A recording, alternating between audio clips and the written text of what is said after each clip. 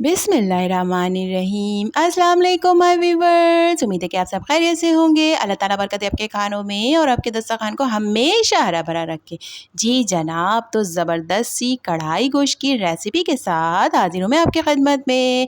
आज हम बनाएंगे बीफ की कढ़ाई, लेकिन बिल्कुल डिफरेंट स्टाइल से। ऐसी कढ़ाई शायद ही आपने कभी बनाई हो या फिर देखी हो।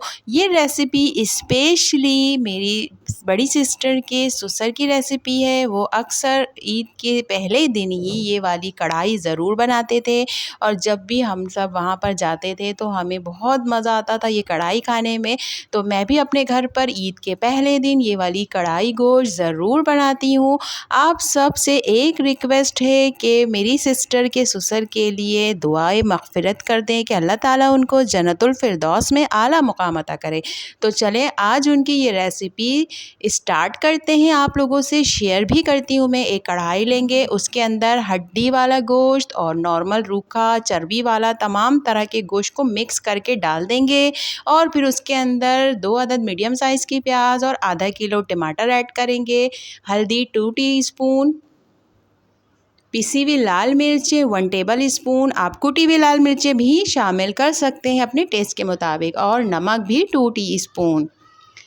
फिर लहसुन अदरक का पेस्ट 2 टेबल स्पून। अभी मैंने ना ही पानी ऐड किया है ना ही ऑयल। अब हम लास्ट में इसमें ऑयल ऐड करेंगे 1 कप के करीब। तमाम चीज़ों को ऐड कर दिया है और चूल्हे की फ्लेम को ऑन कर दिया है। अब इसको स्पून की मदद से मिक्स करेंगे तमाम चीज़ों को। अच्छी तरह से इसको मिक्स करने के बाद इसमें हरी बड़ी मिर्चें शामिल कर देंगे। जब ये मसाले के साथ भुन जाए ये हड्डी और गोश्त, तो फिर इसके अंदर हम पानी का शामिल करेंगे। पानी इतना शामिल करेंगे कि ये अच्छी तरह से गोश्त और हड्डी गल जाए। तकरीबन 2 गिलास के करीब पानी ऐड किया है। चूल्हे की फ्लेम को तेज़ करेंगे और जब अच्छी तरह से बॉयल आ जाए तो इसके ढक्कन से इसको कवर कर देंगे और हल्की आंच पर गलने तक के लिए पकाएंगे, कि उस वक्त तक जब तक गोश्त और हड्डी अच्छी तरह से गल जाए। जिस दौरान ये गोश्त गल रहे हैं तो हम एक काम कर लेंगे, एक पैन लेंगे और उसके अंदर साबुत धनिया और ज़ीरे का ऐड करेंगे ताकि वो हम भून कर कूट लें। साबुत धनिया और ज़ीरा इनको क्रश कर लेंगे ताकि हम लास्ट में ये ऐड कर सकें। कढ़ाई की ढक्कन को हटाकर मैंने चेक किया है, तकरीबन आधे घंटे के बाद ये गोश्त और हड्डी अच्छी तरह से गल गए हैं। अब इसको भून लेंगे ताकि ये मसाला गाढ़ा हो जाए। अब इसमें हम भुना और कुटा हुआ साबुत धनिया और ज़ीरा 2 टेबल स्पून ऐड कर देंगे। इससे बहुत ही ज़बरदस्त सा कढ़ाई का टेस्ट आता है। अब इस दौरान अगर आप चाहें तो कुटी हुई लाल मिर्चों का शामिल कर दें, लेकिन मैंने कुटी हुई लाल मिर्चें नहीं ऐड की हैं। इसके अलावा इसमें गरम मसाला भी ऐड किया था, होममेड गरम मसाला जो कि घर पर ही बनाया था। इसकी रेसिपी का लिंक मैं आपको डिस्क्रिप्शन बॉक्स में दे दूँगी। लास्ट में हमें सिर्फ़ और सिर्फ गरम मसाला और भुना और कुटा हुआ ज़ीरा और साबुत धनिया ऐड करना है। हरी मिर्चों से गार्निश करेंगे और हरा धनिया भी ऐड कर देंगे, और एक ज़बरदस्त सी कढ़ाई लेके ये ज़बरदस्त सी कढ़ाई गोश्त को आप सर्व करें।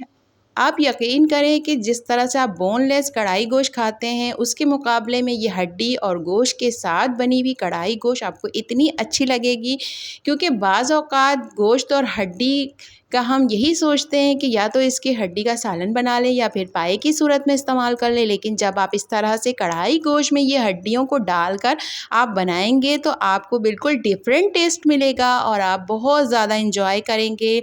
अगर आपको मेरी वीडियोस पसंद आती हैं तो फटाफट से मेरी वीडियो को लाइक कर दें। अगर अभी तक आपने मेरे चैनल को सब्सक्राइब नहीं किया तो मेरे चैनल को सब्सक्राइब कर दें, बेल आइकन को हिट कर दें ताकि नई आने वाली ज़बरदस्त सी रेसिपीज़ आप तक पहुंच सके।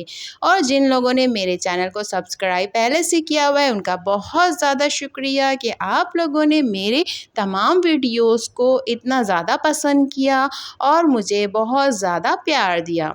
ये रेसिपी ख़ास तौर पर मैंने आपसे शेयर की है, मेरी बड़ी सिस्टर के ससुर की रेसिपी है, तो उनकी मग़फ़िरत के लिए ज़रूर दुआ मांगिएगा कि अल्लाह ताला उनको जन्नतुल फ़िरदौस में आला मुक़ाम अता करे। जब भी आप ये रेसिपी ट्राई करें तो मुझे कमेंट सेक्शन में ज़रूर अपना फ़ीडबैक दीजिएगा। अगर वीडियो पसंद आई हो तो लाइक करें, शेयर करें, सब्सक्राइब करें। Thank you.